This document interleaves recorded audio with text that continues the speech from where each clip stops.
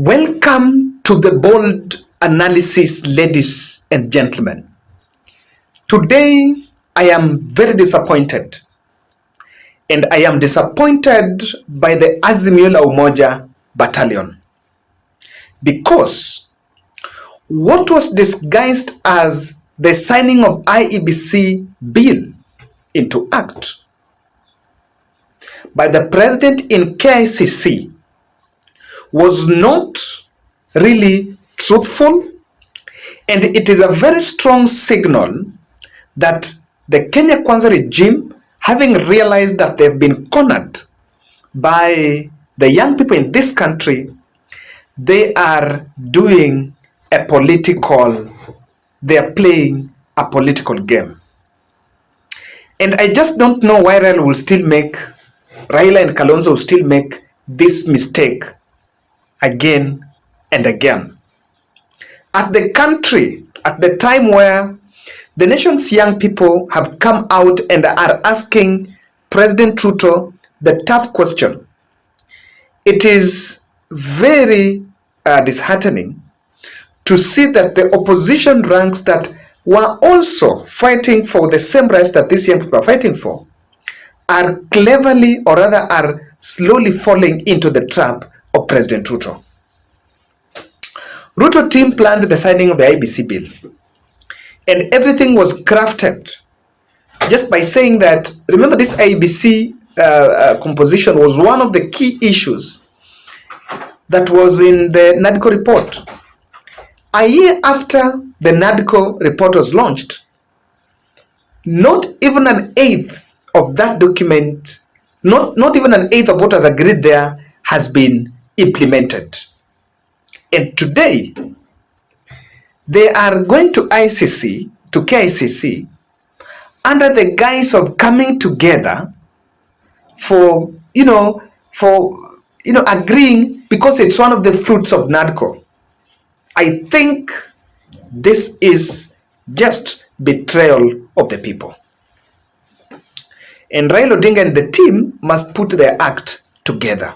In fact, I like the speech by Kalonzo Musyoka.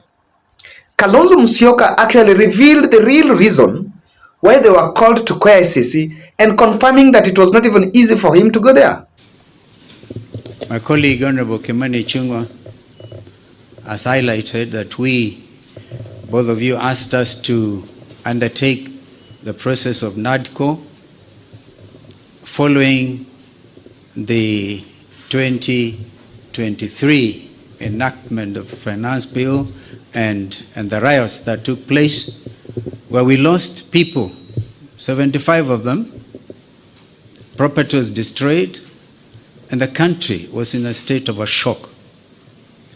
We undertook that responsibility with gusto, and we are very open-minded. As Azimio la Umoja One Kenya, our number one topic was the high cost of living. But Kimani and the team on Kenya Kwanza convinced us that it was the government responsibility and the opposition had nothing to do with discussing the high cost of living. I hope that in the light of recent developments, my friend Kimani would have revised that thought. Because again, 2024, Finance Act and the riots, and again we have lost 41 young Kenyans.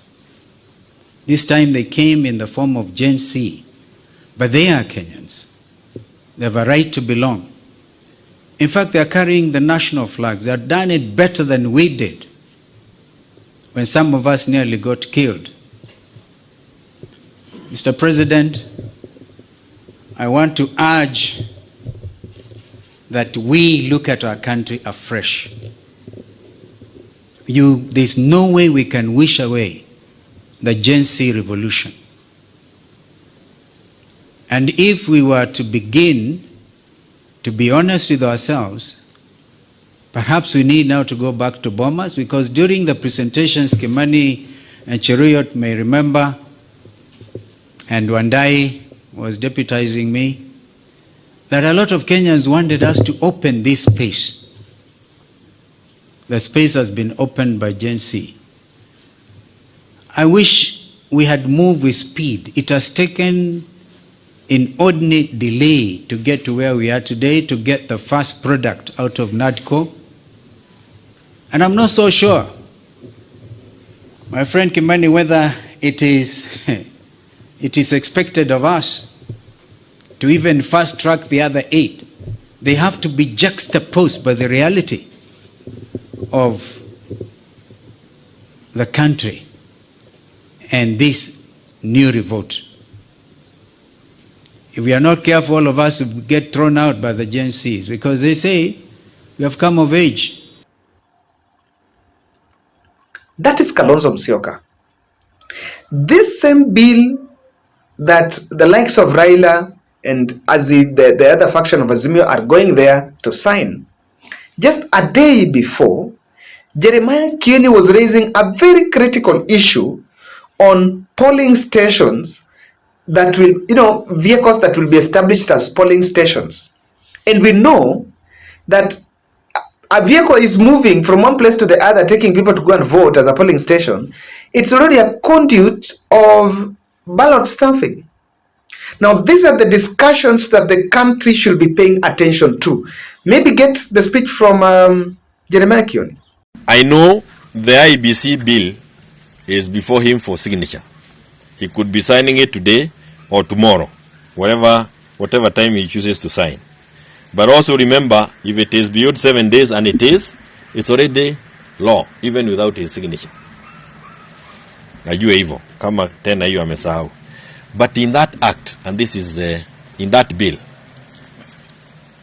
that is before him, there is a clause ambayo imewekwa, so that you know that Ruto is permanently looking for ways of rigging himself into power.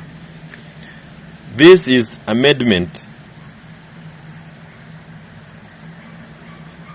It's a new clause that has been introduced as 38A 1A, and it reads, the commission shall appoint a place or places or designate a vehicle or vehicles or a vessel or vessels as polling station or polling stations for each electoral area. Kwa lugha rahisi, yani tutapiga kura kwa gari. Sheria sasa inawapa ruhusa watumie magari kama polling stations, sio madarasa zile tumezoea. So I don't know, utumie gari kama polling station moja is vehicle or vehicles. So not all that is well, and I want to say this with a lot of caution here. I had Raila Odinga. He was placed in a very prime position, that after Kenya Kwanza kept on telling the members of the public and the Gen Z that they are calling for dialogue. They even set some multi-sectoral team forum to bring the people together for dialogue, and the young people say they are not interested in that dialogue. They don't have any leader they are going to send there. Then they picked Raila because they know Raila is a face of, they know that Ruto lacks that popularity and is already going down. He has involved Raila in it. I have nothing much more to add.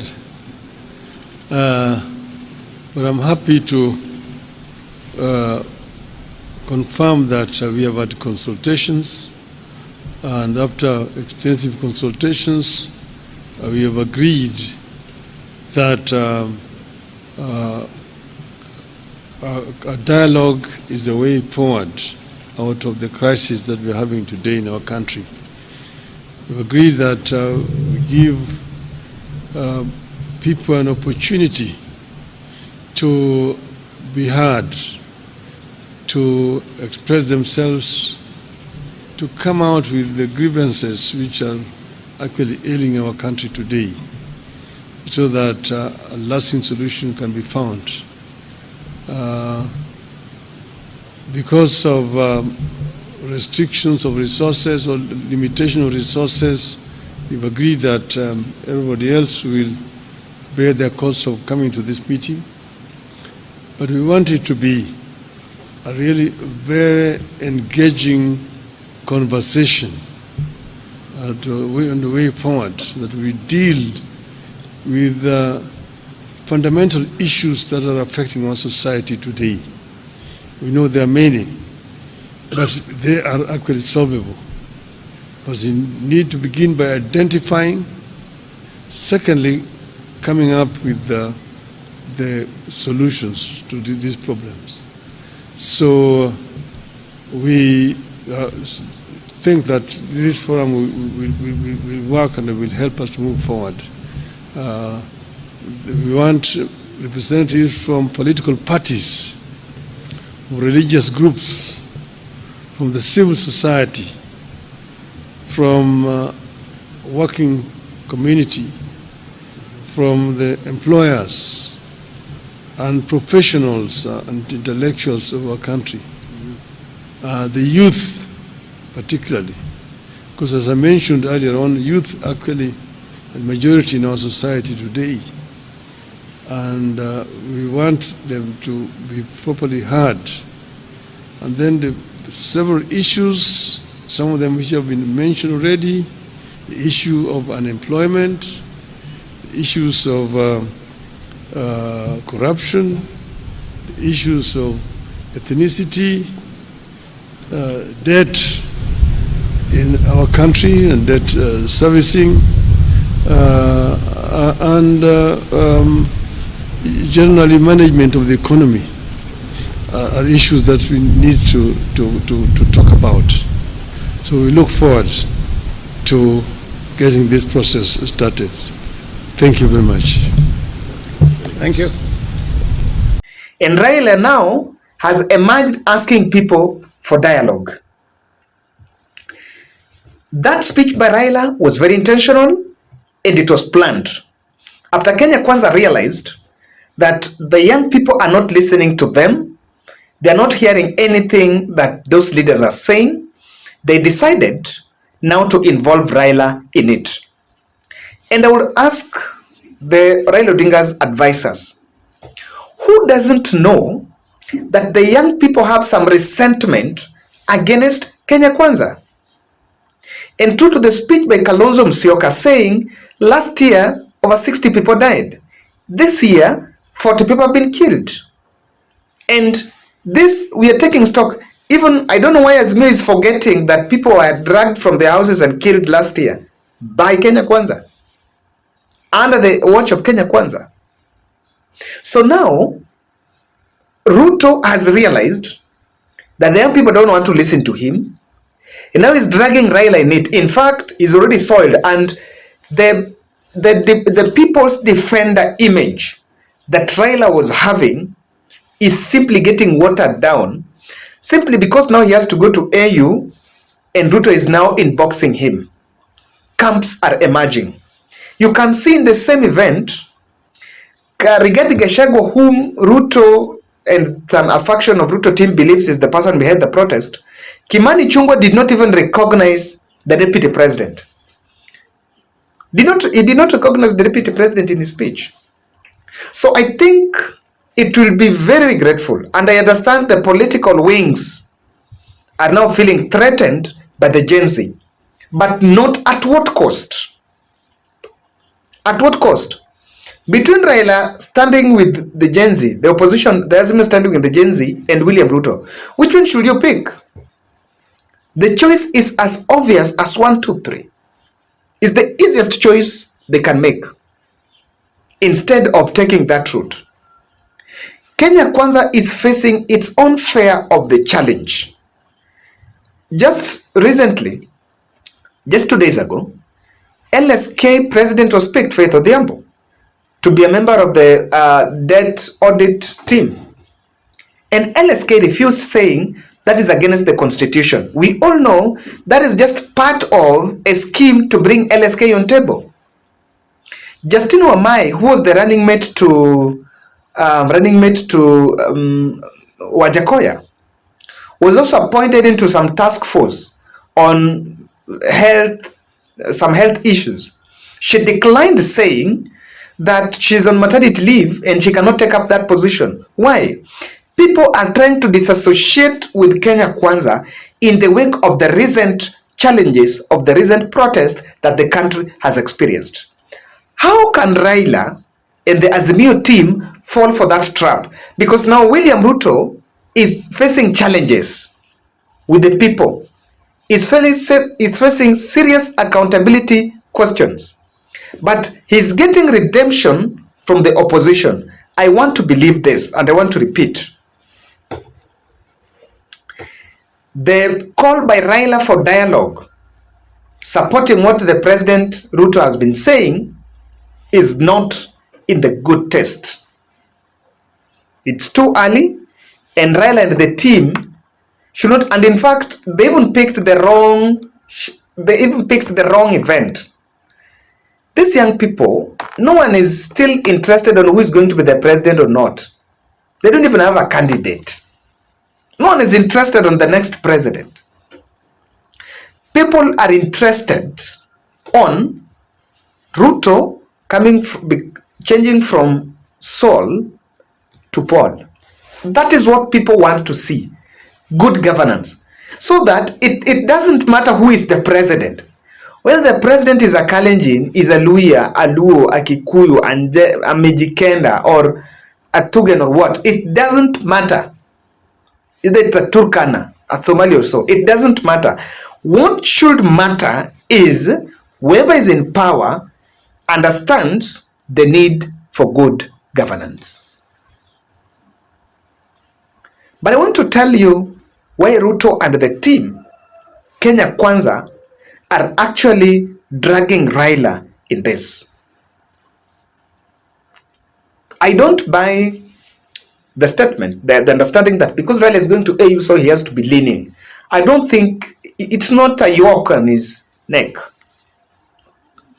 Let him stick to those AU campaign and leave this. This is the hidden card on Kenya Kwanza. William Ruto is in panic that opposition figures have started joining ranks with Gen Z, the likes of Babu Owino, the likes of Alfred Keter, the young thugs in opposition that are now joining camps with Gen Z, and they can upset the status quo. So it is not the dialogue that Raila is calling for, that Ruto is instructing him to speak about. It is not in the spirit of really addressing the issues that are being spoken about. I think we have had this dialogue last year. People spoke, a dialogue that was even negotiated by Olusegun Obasanjo. The NADCO report is gathering dust in parliament. So what's different? Ruto understands, and Kenya Kwanza knows very well, that if opposition will join ranks with Gen Z, if Gen Z will endorse opposition as the right team to associate with moving to the next general election, then they'll upset the status quo.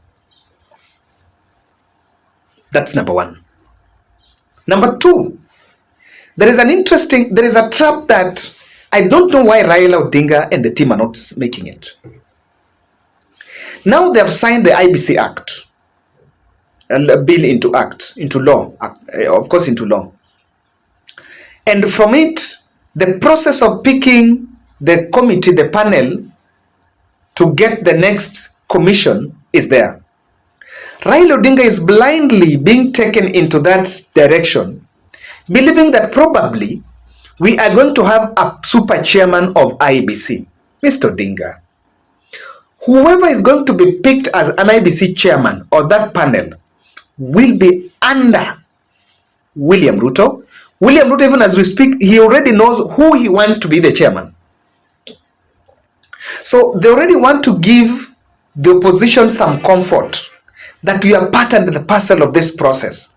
So that by the time people go to elections, and some rigging schemes are played, the opposition will not have the tooth. They will not have the voice to say that this and this was wrong, because they've been part and parcel of it. Let's establish the law, the structure. After that, I think what I would expect, after that signing, Raila should just retreat, go back to his office, and stop talking about those dialogue things. You're being put to believe that because now you're picking IBC, there is confidence. There is nothing like a chairman that Raila will pick. The chairman of IBC Commission will be a choice of William Samoei Arap Ruto. The second other hidden card on table, the Kenya Kwanza is facing condemnation over excessive use of state machinery. The parents are crying, and the population, just like what Kalonzo is saying. I think Kalonzo made one of the most interesting speeches in that event. Just like what Kalonzo is saying, that Kenya Kwanza understands there is condemnation from the members of the public. 60 people last year, 40 people this year. How many are still going to die in future? So Kenya Kwanza understands that they have been using the wrong way to address the revolt. Now they are bringing the opposition leaders to sanitize their mess so that they can suppress the resentment from members of the public. Raila must avoid this. Azimio must avoid this. The parliamentary wing, William Ruto's grip of parliament is dented. Loyalty is becoming a problem because MPs have started reasoning that it is no longer cool just to follow what the president has said. After 2 years of remote controlling the president, people of the Republic of Kenya went there and took that remote. When they stormed parliament, they took the remote that Ruto uses to control parliament. And what is the effect? The effect here is MPs are no longer going to be, yes, Mr. President, sir. So Ruto needs the opposition on his end to bulldoze a number of other issues in parliament. I think Raila and the team must avoid this. And Kenya Kwanza could also be looking at a tribal card below the table, under the table. Because they know that Kalonzo controls Western, Ukambani. They know that Raila controls part of Western, a very good part of Western, Nyanza, and Coast, and parts of Nairobi. So if Raila would make a statement, would make another mistake and say, you're not going to dialogue. So he knows that, and that is why they picked Raila to speak about, we want the dialogue. Because they know Raila has been talking about that dialogue, so it's not something new. And of course, there are also people that listen to what Raila will say. But oh my goodness, this time round it won't work. The movement is tribeless. And I think the Azimio team are making a big blunder. The Kenya Kwanza's name is already soiled. Raila should not allow himself to be dragged in that mud. Let Ruto face his devils. He made his bed, let him lie on it. Because what is most likely going to happen is, when the Gen Z will go to street, they will group both Ruto and Raila in the same.